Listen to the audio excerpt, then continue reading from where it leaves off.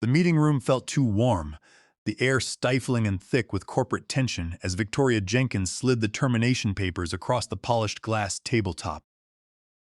She did not bother looking up from her tablet, her manicured nails tapping impatiently against the screen as she adjusted to her new role. The paper looked stark and cold in the harsh lighting. Your director has persuaded me that you are no longer essential to our operations. We are restructuring, she said, her voice clipped and professional, lacking even a hint of hesitation. My stomach clenched into a tight knot. 17 years of my life. I had given 17 years to building this enterprise software provider, designing its entire digital infrastructure from nothing, and now it was reduced to a 60-minute exit window. Gerald Miller leaned against the wall near the door, his arms crossed over his chest. The slight, arrogant upturn at the corner of his mouth told me everything I needed to know about this sudden decision. He had been gunning for me since the day he arrived 3 years ago. As the technology director, he had impressive credentials from traditional tech hubs, but he was deeply threatened by a senior architect who understood systems he could not hope to comprehend. A 52-year-old veteran who could spot bugs in his modern always-on layouts was apparently too threatening to his fragile ego. Do you have any questions? Victoria finally looked up, her eyebrow arched, clearly annoyed that I had not already scurried away in tears. I kept my voice steady, my breathing controlled. I looked past Victoria directly at Gerald, just one. Who is handling the adaptive cycling protocol? Gerald stepped forward, smoothing his tie with a look of pure condescension. We are implementing a standard always-on architecture starting tonight. Your little cycling system was inefficient and outdated. Modern enterprise systems do not need rest periods.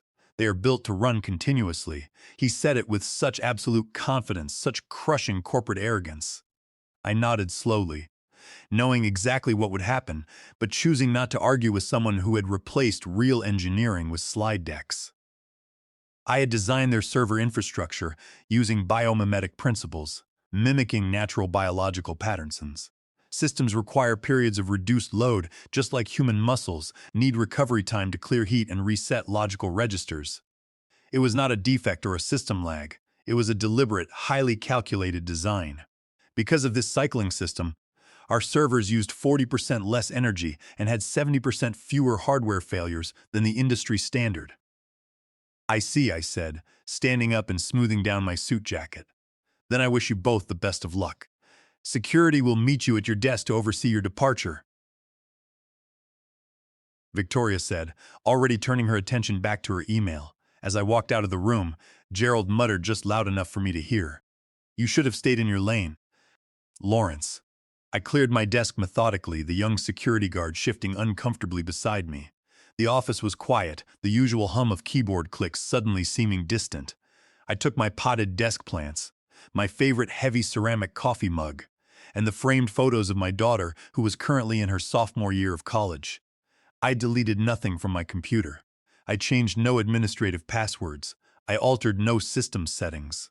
I simply gathered my personal items, placed them in a cardboard box, and walked out with my head held high as coworkers averted their eyes to avoid the awkwardness of my departure. At home, I kicked off my dress shoes, set the box on the kitchen counter, and opened a bottle of good red wine. The cycling protocol was scheduled to initiate automatically at midnight, shifting the processing loads across the country and allowing different server clusters to enter low power states to cool down. But Gerald had overridden the system. He believed that constant uptime was the only metric that mattered. My phone began to vibrate on the nightstand at 3:17 in the morning. I woke up, looked at the screen, and saw 6 missed calls and 12 increasingly desperate text messages from former colleagues in the operations department. The messages were filled with rising panic. The systems were crashing, customer data was inaccessible, database connections were dropping, and the hardware was rapidly overheating. They begged me to call them back. I poured another glass of water and waited, watching the minutes pass. By 4:30 in the morning, Gerald called me himself, his voice shaking with anger and fear. What did you do to the servers? He hissed. Absolutely nothing, I replied calmly. That is the problem. You changed the core architecture, Fix this now, Lawrence, or we will sue you into oblivion, he threatened, trying to reclaim his authority. For what? For designing systems that worked perfectly until you decided to break them? I took a slow sip of my water. Those servers were calibrated for specific load cycling. If you run them continuously at full capacity without the designated rest periods, they will burn themselves out. That is not sabotage, Gerald. That is simple thermodynamics. Check the maintenance logs. Everything was documented. You just never bothered to read the technical manuals. I hung up. 3 more hours passed in silence. Then Victoria herself called, her voice tense with barely controlled panic. Lawrence, we need you here now. Name your price. We will pay whatever it takes to get the systems back online. I sat back looking at the morning light filtering through my kitchen window. I knew this was just the beginning of their reckoning. My 17 years of experience was not something they could replace with a junior team, and now they were going to learn exactly what that expertise was worth. The silence on the other end of the line was heavy, broken only by the sound of Victoria breathing rapidly. She had always prided herself on being an efficient, unflappable executive. But the reality of a complete system collapse was stripping away her corporate armor. I want 30% of what this outage is currently costing the company, paid immediately as a non-refundable consulting fee. Before I even step foot in the building, I said, keeping my tone perfectly conversational. That is extortion, she sputtered, her voice rising an octave. We are talking about millions of dollars in lost business every single hour. That is the market rate for emergency rescue from a catastrophic architectural failure, I replied. Ask any independent disaster recovery specialist. You hired a director who broke a functioning system, and now you need a specialist to fix it. My rate is final. There was a long pause, and I could hear Gerald arguing in the background, his voice muffled but angry. Finally, Victoria spoke. Fine, just get here now. We will have the consulting agreement ready for your signature. I did not rush. I took my time showering, dressed in a comfortable business casual suit, and drove to the office. The parking lot was empty of its usual energy, and when I walked through the glass lobby doors, the atmosphere was thick with anxiety. Employees were huddled in small groups, whispering nervously. The server room was absolute chaos. Technicians were frantically running diagnostics, cables were strewn across the floor, and the air was heavy with the smell of scorched plastic. The temperature in the room was easily 95 degrees Fahrenheit, the cooling units struggling to keep up with the heat generated by the overworked processors. Victoria and Gerald stood near the main console, surrounded by a group of silent, terrified junior administrators. The hardware was literally smoking from being pushed far beyond its physical limits. I stepped up to the main terminal and glanced at the system diagnostics. I addressed the room, my voice carrying over the hum of the fans. The core database clusters have suffered cascading logical locks due to the heat. The system needs a full 12 hours of complete shutdown to cool down and reset the register states. There is no shortcut. Victoria went pale, her hands trembling slightly. 12 hours? That represents millions of dollars in lost transaction volume. We cannot survive that kind of downtime. You should have thought of that before you disabled the cycling protocol, I said, looking directly at Gerald. The physical architecture requires rest. Gerald stepped forward, his face flushed red with embarrassment and rage. This is ridiculous. You are making this up to punish us. We can force a software override and boot the backup database immediately. If you do that, you will permanently damage half of your solid-state hardware and corrupt the primary ledger files beyond recovery. I cut in, my voice calm but absolute. But please, go ahead if you think your slide decks have taught you more about these servers than their architect. The room fell completely silent. The technicians looked at Gerald, waiting for his command, but he hesitated, his confidence evaporating under the weight of my warning. He knew that if he made the call and the hardware fried, his career was over. 12 hours, I repeated, turning to Victoria, and I will need complete autonomy to restore the systems properly. No interference from the technology director. Victoria nodded tersely, her eyes fixed on the blinking red warning lights. Do it. Gerald, step outside. For the next 12 hours, I sat alone in the darkened server room, watching the temperature gauges slowly drop degree by degree. I used the quiet time to document everything. I pulled the system logs, showing the manual overrides Gerald had implemented, the multiple automated warnings the system had generated, and the critical temperature alerts that he had personally dismissed. I compiled the evidence meticulously, saving it to an external drive. When the time came to restart the systems, I did so gradually, implementing the proper cycling protocols and allowing the server clusters to boot in sequence. As the databases stabilized and client connections began to reconnect, relief spread through the building. By the next morning, the primary services were functioning normally again. I was summoned to Victoria's office, where Gerald sat tight-lipped and silent in a corner chair. "The systems are stable for now," I reported, setting my coffee cup down. "But there is something you need to understand about the data." "What is it?" Victoria asked, looking exhausted. I revealed that the damage was not just limited to the physical servers. The house of cards Gerald had built by forcing continuous processing was about to come crashing down. By ignoring the cycling requirements, they had bypassed critical database replication checks. A notification pinged on Victoria's computer, and her face drained of color as she read the message. "We have another problem," she whispered, looking up in horror. Victoria slowly turned her secondary monitor toward me, the screen displaying a rapidly growing list of critical errors. Customer complaints were flooding the support queue, and it was not just about the downtime. Transaction records from the past week were showing severe data corruption, with several high-value transfers showing incorrect amounts and others missing entirely. "This was not part of the physical server overheating," she said, her voice sounding accusing but laced with panic.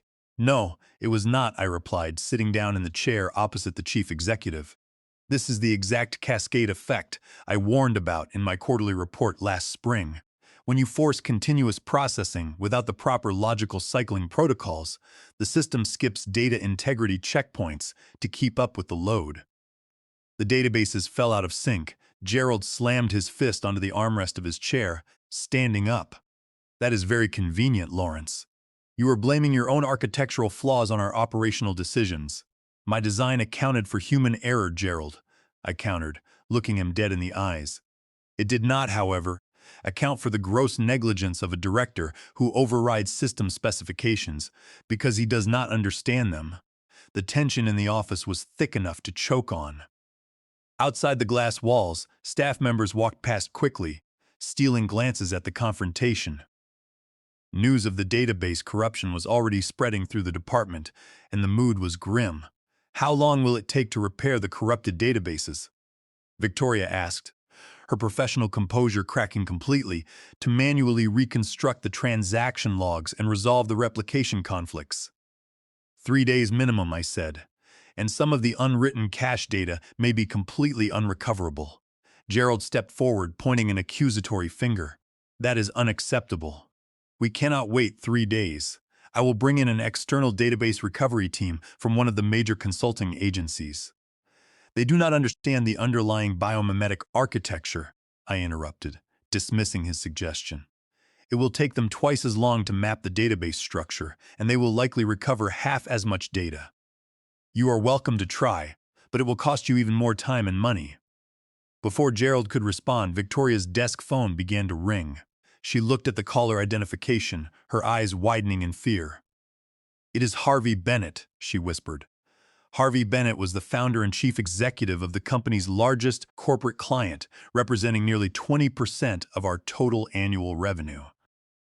Victoria took the call on speakerphone, her voice instantly shifting into a warm, corporate tone. "Harvey, good morning," she said. "Is it?"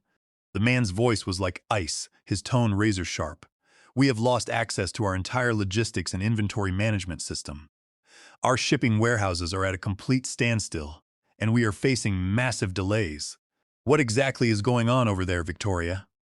She looked at me pleadingly, her hand hovering over the mute button. I quickly wrote a note on a pad of paper and pushed it toward her. "I can isolate their database and restore their specific system first." 4 hours, Victoria cleared her throat. "Harvey, I understand your frustration.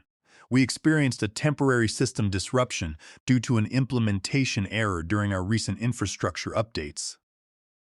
However, we have our chief architect working on priority restoration for your system right now. Your services will be fully functional within 4 hours. 4 hours is still 4 hours too many, Bennett snapped. We have strict contractual guarantees of 99.9% uptime. If this is not resolved, we will be seeking full damages and terminating our agreement. I understand, and we will discuss appropriate compensation once your systems are restored, Victoria promised, trying to salvage the relationship. After she hung up the phone, her professional facade crumbled entirely. She looked at me, her eyes pleading. Fix Bennett's systems first, Lawrence.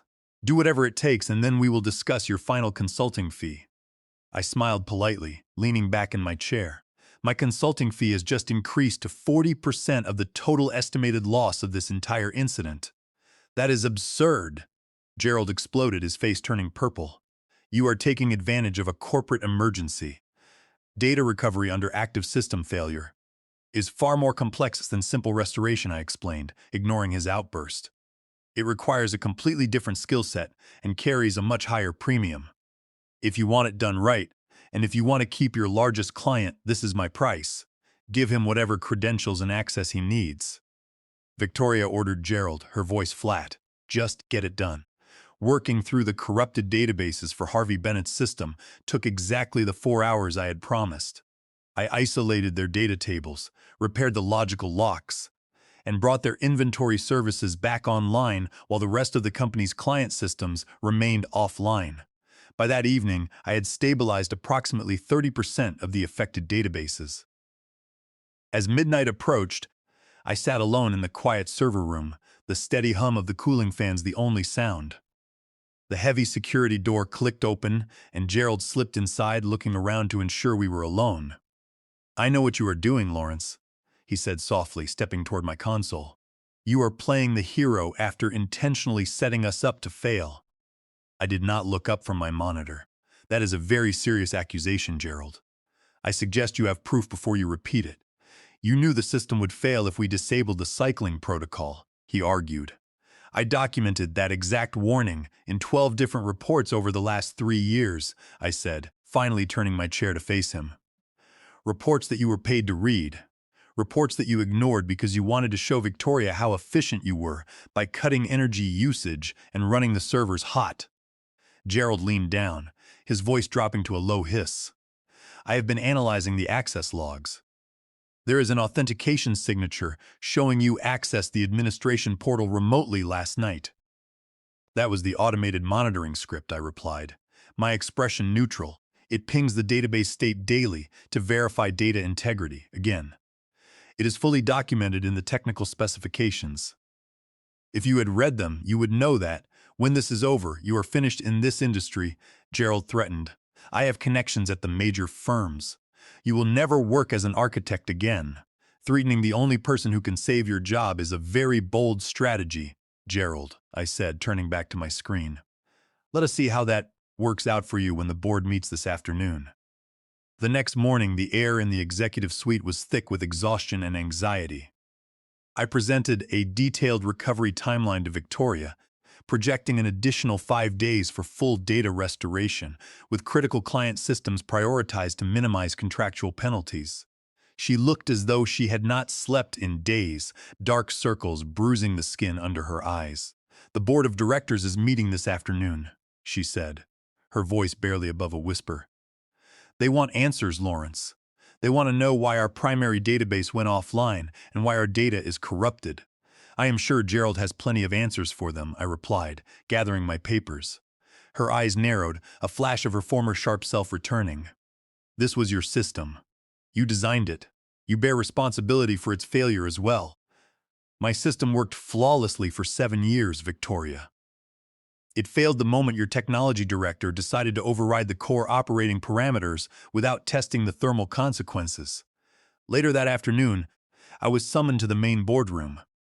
12 board members sat around the long mahogany table, with Victoria and Gerald seated at one end. I was directed to a seat at the far end, physically isolated from the group, positioned as the external contractor. Edward Porter, the board chairman, spoke first, his tone formal and dry. Mr. Hayes, we understand you designed the infrastructure that suffered this catastrophic failure. I stood up and walked to the projector screen. I designed an infrastructure that operated with zero unplanned downtime for 7 years. It failed because Director Miller overrode the thermal protection protocols despite 12 separate written warnings. Gerald immediately interjected, his voice defensive. The cycling protocol was outdated. Every competitor in our market uses always-on architecture to maximize processing output.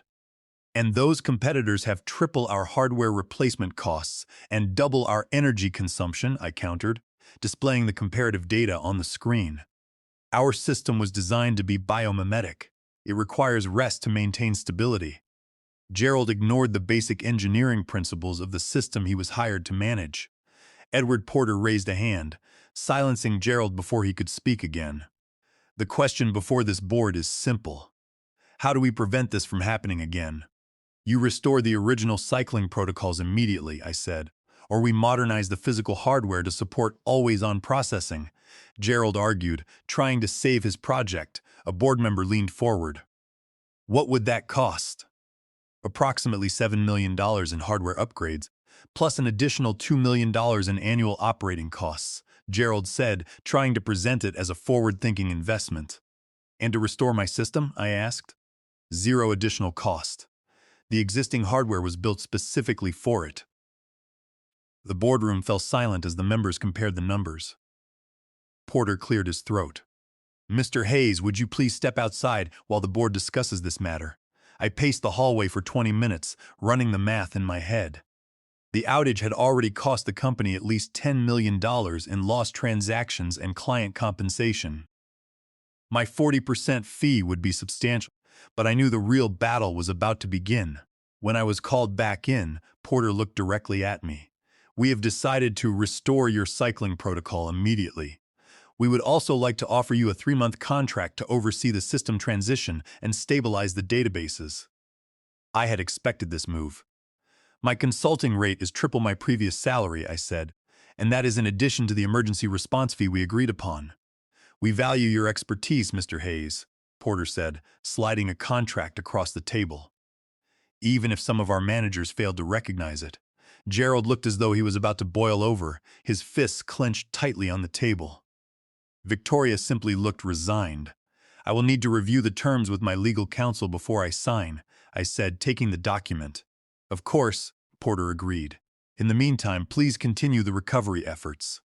Over the next 3 days, I worked around the clock. The databases were restored one by one, and client services slowly returned to normal.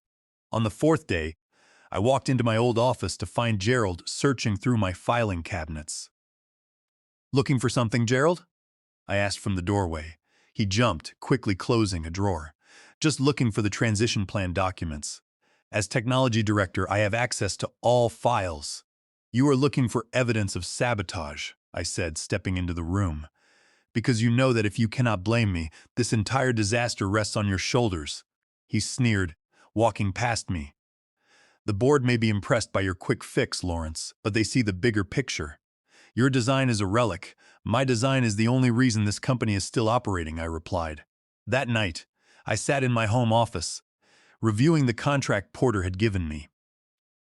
As I read through the standard clauses, my eyes caught a new paragraph regarding intellectual property that had not been in my original employment agreement. I immediately called Melanie Ross, my attorney. They are trying to claim full ownership of your biomimetic computing algorithm, Melanie confirmed after studying the text.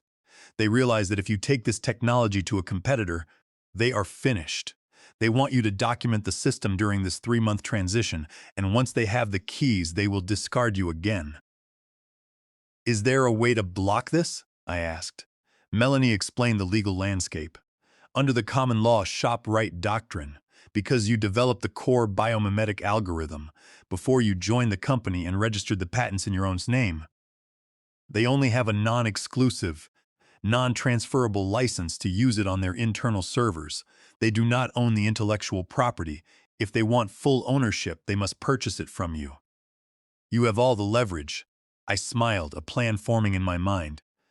Let us draft a counteroffer that protects my rights and exposes their greed.